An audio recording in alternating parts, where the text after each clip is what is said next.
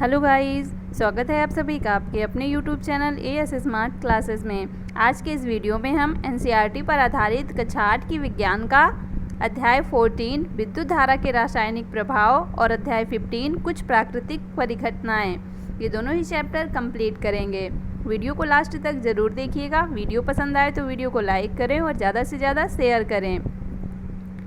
जिसने भी चैनल को सब्सक्राइब ना किया हो कर लीजिए और साथ ही बेल आइकन भी प्रेस कर लीजिए ताकि नेक्स्ट वीडियो की अपडेट आपको टाइम पर मिलती रहे। स्टार्ट करते हैं आज का टॉपिक, अध्याय 14 विद्युत धारा के रासायनिक प्रभाव। इससे पहले के चैप्टर के वीडियो भी हम आपको दे चुके हैं, जिसने ना देखा हो वो वीडियो के डिस्क्रिप्शन में जाकर देख सकते हैं। फर्स्ट पॉइंट है, जो पदार्थ अपने से होकर विद्युत धारा को प्रवाहित होने देते हैं वे क्या कहलाते हैं? विद्युत के सुचालक कहलाते हैं। कौन से पदार्थ? वह पदार्थ जिनसे होकर विद्युत धारा प्रवाहित हो सकती है वो कहलाते हैं विद्युत के सुचालक। नेक्स्ट पॉइंट है, जो पदार्थ अपने से होकर विद्युत धारा को प्रवाहित नहीं होने देते वे कहलाते हैं विद्युत के हीन चालक। जो होने देते हैं वह कहलाते हैं सुचालक और जो धारा का प्रवाह अपने से नहीं होने देते वो कहलाते हैं विद्युत के हीन चालक। नेक्स्ट पॉइंट है, धातुएं जैसे तांबा तथा एल्यूमिनियम विद्युत का चालन करते हैं, जबकि कुछ पदार्थ जैसे रबड़, प्लास्टिक तथा लकड़ी विद्युत का चालन नहीं करते हैं। कौन कौन विद्युत सुचालक होते हैं? धातुएं जैसे तांबा और एल्यूमिनियम ये क्या हैं? ये विद्युत के सुचालक हैं, जबकि रबड़, प्लास्टिक तथा लकड़ी ये क्या हैं? विद्युत के हीन चालक हैं। नेक्स्ट पॉइंट देखेंगे, जब संपरिचित्र या इसी को क्या कहते हैं टेस्टर के दोनों सिरों के बीच का द्रव अपने से विद्युत धारा को प्रवाहित होने देता है तो संपरिचित्र का परिपथ पूरा हो जाता है। परिपथ में विद्युत धारा प्रवाहित होती है और बल्ब दीप्त हो जाता है। जैसे कोई टेस्टर लिया जा रहा है तो क्या होगा, अगर उसमें उसके सिरों के बीच जो द्रव है अगर वह अपने से विद्युत धारा प्रवाहित होने देगा तो परिपथ पूरा होगा और बल्ब दीप्त होगा। अगर वह नहीं होने देगा तो परिपथ पूरा नहीं होगा और बल्ब दीप्त नहीं होगा। जैसे ये यहाँ पे दिखाया गया है, ये एक संपरिचित्र बनाया गया है जिसमें ये देखिए ये सेल है जिसमें से एक तार इधर से जोड़ी गई है और एक तार इधर बल्ब में जोड़ी गई है। तो इस तार को इसमें जोड़ा गया है, इसके बाद यहाँ से इसे बल्ब में जोड़ा गया है। तो ये इसमें विद्युत धारा का प्रवाह कर रहा है, इसके बाद ये भी इधर विद्युत धारा का प्रवाह कर रहा है। तो क्या हुआ है, यहाँ पे बल्ब दीप्त हो गया है। जबकि इसमें जो दिखाया गया है ये इस तार को इस प्लास्टिक से जोड़ा गया है। तो प्लास्टिक तो विद्युत का हीन चालक है, प्लास्टिक से विद्युत धारा प्रवाहित नहीं होती है। तो इसलिए जब प्लास्टिक को बल्ब से जोड़ा गया है तो यहाँ से धारा प्रवाहित नहीं होती है, तो ये बल्ब दीप्त नहीं हुआ है। नेक्स्ट पॉइंट है, जब कोई द्रव विद्युत धारा को अपने से प्रवाहित नहीं होने देता तो संपरिचित्र का परिपथ पूरा नहीं होता तथा बल्ब दीप्त नहीं होता, जैसे इसमें दिखाया गया है। नेक्स्ट पॉइंट है, बल्ब दीप्त होता है जब विद्युत धारा के ऊष्मीय प्रभाव के कारण बल्ब का तंतु उच्च ताप तक गर्म होकर दीप्त हो जाता है। बल्ब कब दीप्त होता है? जब विद्युत धारा के ऊष्मीय प्रभाव के कारण बल्ब का जो तंतु होता है वह उच्च ताप पर गर्म हो जाता है, तभी बल्ब दीप्त होता है। नेक्स्ट पॉइंट, यदि परिपथ में विद्युत धारा दुर्बल हो तो फिलामेंट पर्याप्त गर्म न होने के कारण दीप्त नहीं होता है। बल्ब का जो फिलामेंट होता है अगर उसमें विद्युत धारा कमज़ोर होगी या कम होगी तो क्या होगा, उसका फिलामेंट पर्याप्त गर्म नहीं हो पाएगा और इसके कारण बल्ब दीप्त नहीं होगा। आगे देखेंगे एलईडी। फर्स्ट पॉइंट है एलईडी में, एलईडी दुर्बल विद्युत धारा प्रवाहित होने पर भी दीप्त होता है। एलईडी जो होते हैं उनमें कम विद्युत धारा भी प्रवाहित हो तब भी वह दीप्त होते हैं। एलईडी के साथ दो तार जुड़े होते हैं, इन तारों को लीड्स कहते हैं। जैसे ये यहाँ पे कुछ एलईडी दिखाई गई हैं, ये देखिए एक एलईडी है, इसमें ये दो तार जुड़े हैं। तो कितने तार जुड़े होते हैं? दो तार जुड़े होते हैं जिन्हें लीड्स कहते हैं। एक तार दूसरे की अपेक्षा थोड़ा लंबा होता है। जैसे इसमें देखिए ये वाला तार लंबा है, सेकंड वाले में इधर वाला लंबा है और थर्ड वाले में इधर वाला लंबा है। तो एक तार दूसरे तार से थोड़ा लंबा होता है। एलईडी को किसी परिपथ में जोड़ते समय इसके लंबे तार को बैटरी के धन टर्मिनल से तथा छोटे तार को ऋण टर्मिनल से जोड़ते हैं। लंबा तार जो होगा इसे धन टर्मिनल से जोड़ेंगे और छोटे तार को ऋण टर्मिनल से जोड़ेंगे। विद्युत धारा चुंबकीय प्रभाव उत्पन्न करती है। विद्युत धारा जो होती है वो चुंबकीय प्रभाव भी उत्पन्न करती है। विद्युत धारा के दुर्बल होने पर चुंबकीय सुई में विक्षेप जो होता है उसको देखा जा सकता है अगर विद्युत धारा दुर्बल होगी। वायु विद्युत का हीन चालक है। वायु क्या है? वायु विद्युत का हीन चालक है। तड़ित के समय वायु में विद्युत धारा प्रवाहित हो जाती है। तो मतलब कभी कभी वायु में विद्युत धारा प्रवाहित हो जाती है, जैसे तड़ित के समय, तब क्या हुआ? वायु विद्युत का सुचालक हो गया। लेकिन वैसे नॉर्मली रूप से वायु विद्युत का हीन चालक होता है।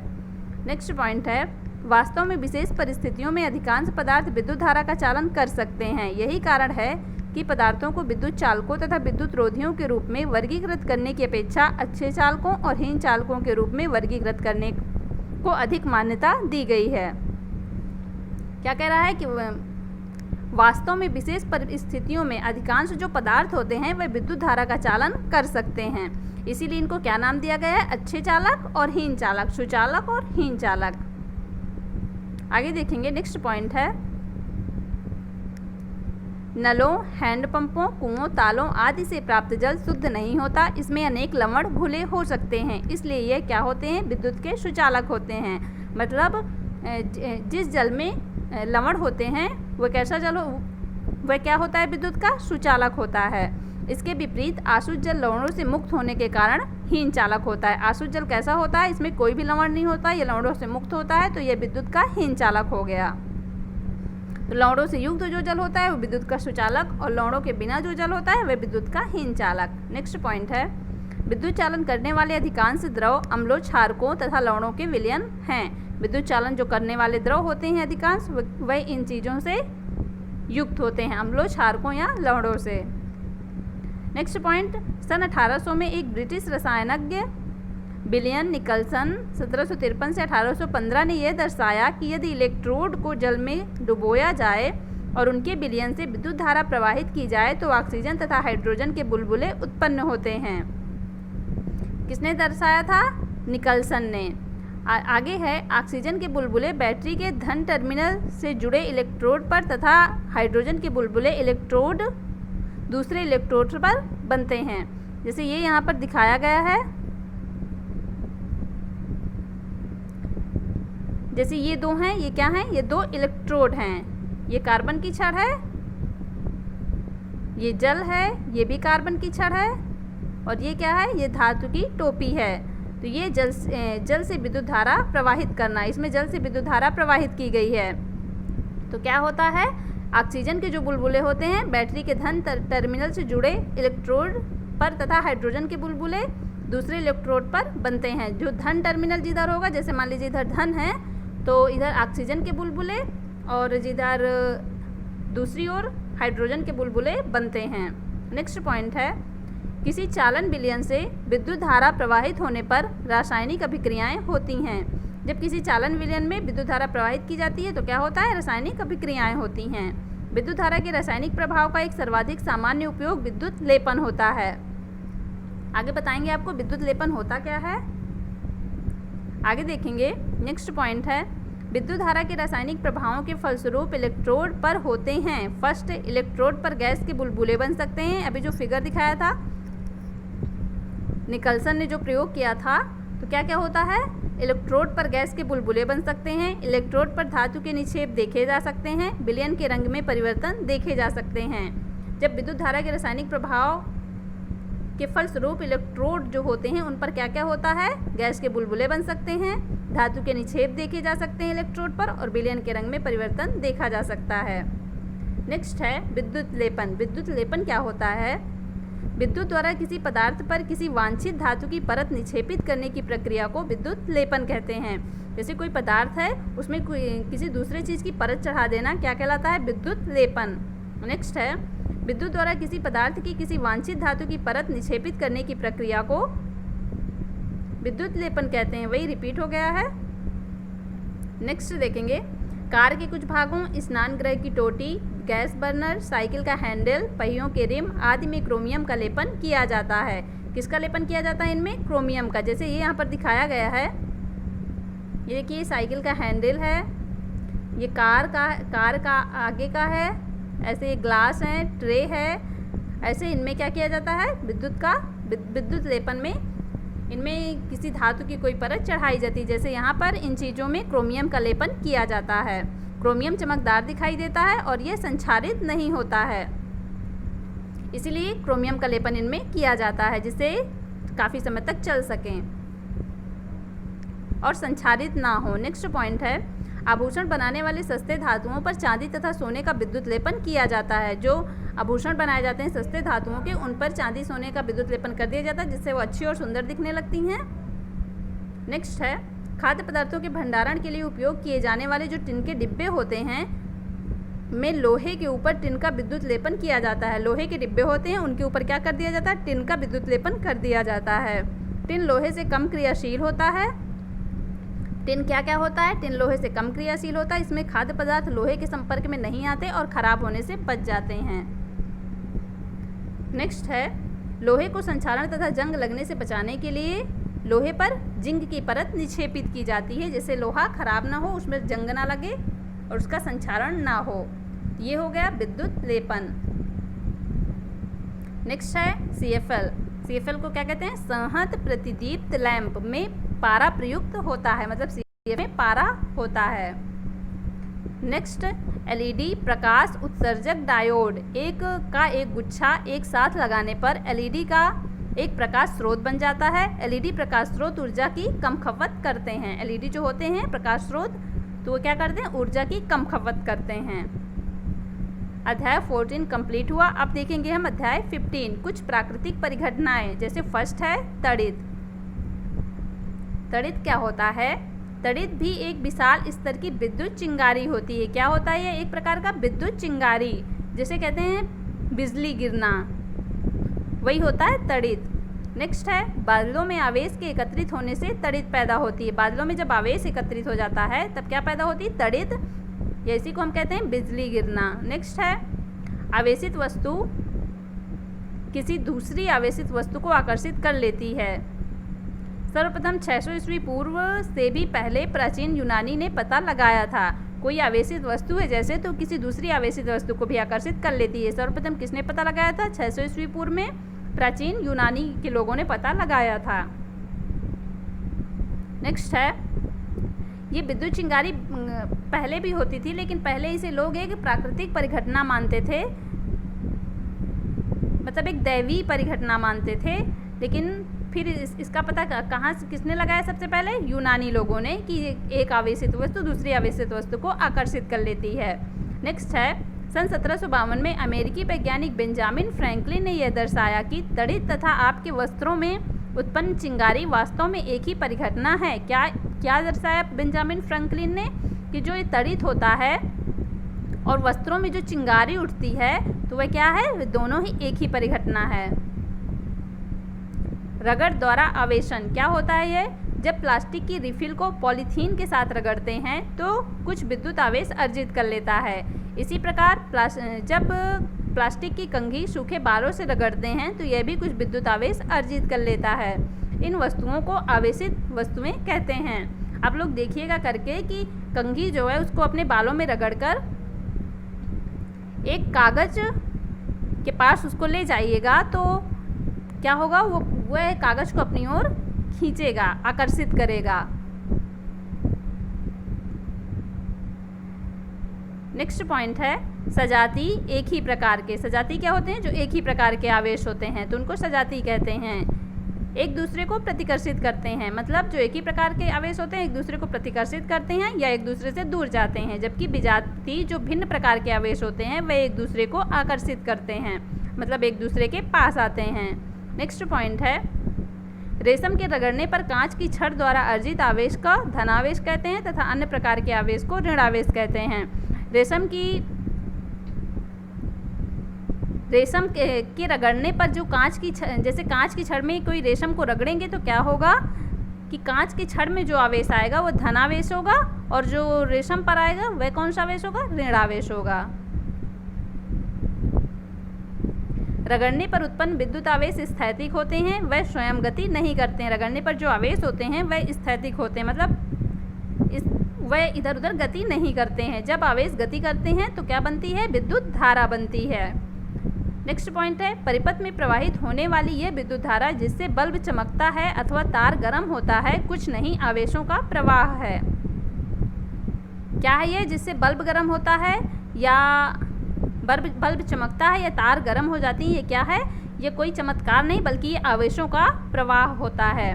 कोई वस्तु आवेशित है अथवा नहीं, यह परीक्षण के लिए जिस युक्ति का प्रयोग किया जाता है उसे कहते हैं विद्युतदर्शी। कोई वस्तु आवेशित है, उसमें आवेश है कि नहीं, इसका प्रयोग करने के लिए जिस युक्ति का प्रयोग किया जाता है वह कहलाती है विद्युतदर्शी। नेक्स्ट पॉइंट है, विद्युत आवेश को किसी आवेशित वस्तु से अन्य वस्तु में धात्विक चालक द्वारा भेजा जा सकता है। जैसे विद्युत आवेश को किसी आवेशित वस्तु से दूसरी वस्तु में भेजना है तो कैसे भेजा जा सकता है? धात्विक चालकों द्वारा। नेक्स्ट पॉइंट है, किसी आवेशित वस्तु से आवेश को पृथ्वी में भेजने की प्रक्रिया को भूसंपर्कण कहते हैं। जैसे किसी आवेशित वस्तु के आवेश को अगर पृथ्वी पर भेजना है तो उस क्रिया को क्या कहेंगे? भूसंपर्कण। नेक्स्ट पॉइंट है अनावेशित। अनावेशित क्या होता है? स्पर्श करने पर जब किसी पदार्थ का आवेश हमारे शरीर से होकर पृथ्वी में चला जाता है तब हम कह सकते हैं कि वह पदार्थ अनावेशित है। यह हो गया अनावेशित। अब नेक्स्ट पॉइंट है, विद्युत धारा के किसी भी कारण से लीक होने पर उत्पन्न विद्युत आघात हमें बचाने के लिए भवनों में भूसंपर्कण की व्यवस्था की जाती है। क्या कह रहा है यहाँ पर कि विद्युत धारा के किसी भी कारण से लीक होने से उत्पन्न विद्युत, अगर विद्युत धारा जैसे का प्रवाह हो रहा है कहीं पे, अगर किसी कारण से उसका लीक हुआ तो उससे जो उत्पन्न विद्युत होगी वह आघात से हमें बचाने के लिए भवनों में भूसंपर्कण की व्यवस्था की जाती है। उसके आघात से हम लोगों को बचाने के लिए क्या किया जाता है? भवनों में भूसंपर्कण की व्यवस्था की जाती है। मतलब उसके आवाज़ को पृथ्वी तक भेजा जा सके ताकि उसे हम लोगों को कोई हानि ना हो। नेक्स्ट है आवेशों का पृथक्करण। क्या होता है ये? जब गरज वाले तूफानों के बनते समय वायु की धाराएं ऊपर की ओर जाती हैं जबकि जल की बूंदें नीचे की ओर जाती हैं। इन प्रबल गतियों के कारण आवेशों का पृथक्करण होता है। क्यों होता है आवेशों का पृथक्करण? कि गरज वाले जो तूफान जब बनते हैं तो उनके समय वायु की जो धाराएं होती हैं वह ऊपर जाती हैं और जल की जो बूंदें होती हैं वह नीचे आती हैं। तो इन्हीं गतियों के कारण क्या होता है? आवेशों का पृथक्करण होता है। नेक्स्ट पॉइंट है, बादलों तथा पृथ्वी अथवा विभिन्न बादलों के बीच विद्युत विसर्जन के कारण तड़ित उत्पन्न होती है। किसके कारण उत्पन्न होती है? विद्युत विसर्जन के कारण। विद्युत विसर्जन की प्रक्रिया दो अथवा अधिक बादलों के बीच अथवा बादल तथा पृथ्वी के बीच हो सकती है। या तो दो या दो से अधिक बादलों के बीच हो सकती है विद्युत विसर्जन की प्रक्रिया, या बादल और पृथ्वी के बीच हो सकती है। नेक्स्ट है तड़ित चालक। तड़ित चालक क्या होता है? यह एक ऐसी युक्ति है जिसका उपयोग भवनों को तड़ित के प्रभाव से बचाने के लिए किया जाता है।